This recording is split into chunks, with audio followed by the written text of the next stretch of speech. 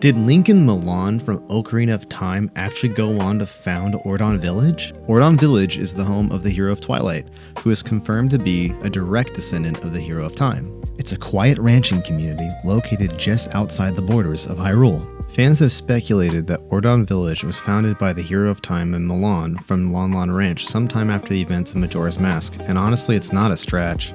The most obvious reason is that Ordon is a ranching village and Milan is a rancher. Ordon Village sits strikingly close to where Kokiri Forest once existed. Kokiri Forest was Ocarina of Time Link's home, though Kokiri served as a surrogate tribe and the Deku Tree raised him in place of his parents. So it makes sense that if he ever settled down, he'd choose land that felt familiar, far from Hyrule's political center. And in later eras, that same forest province becomes Faron Woods, or Ordon Village is established.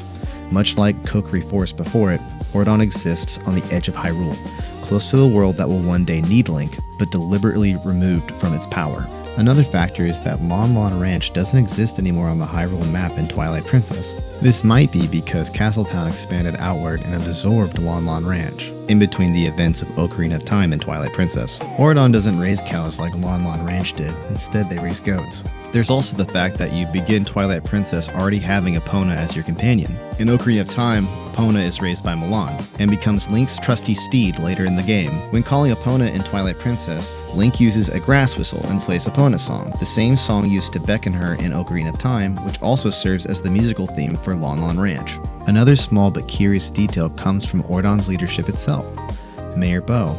Mayor Bow is in possession of the Iron Boots, an item originally found in the Ocarina of Time. While Child Link didn't use them during Ocarina of Time, it's not impossible that Link returned to places like the Ice Cavern later in life. If so, important artifacts like the Iron Boots remaining in Ordon being safeguarded by the village's leader isn't a completely unreasonable idea. What else is that the hero of Twilight isn't royalty. He works as a wrangler on a ranch, which makes the narrative of being a descendant of Malins much more plausible than Zelda or Ruto. The last point I want to make is one I feel is rarely discussed, and it's that several Ordon villagers subtly resemble the hero of Time himself, and that's where this theory really starts to snowball. So,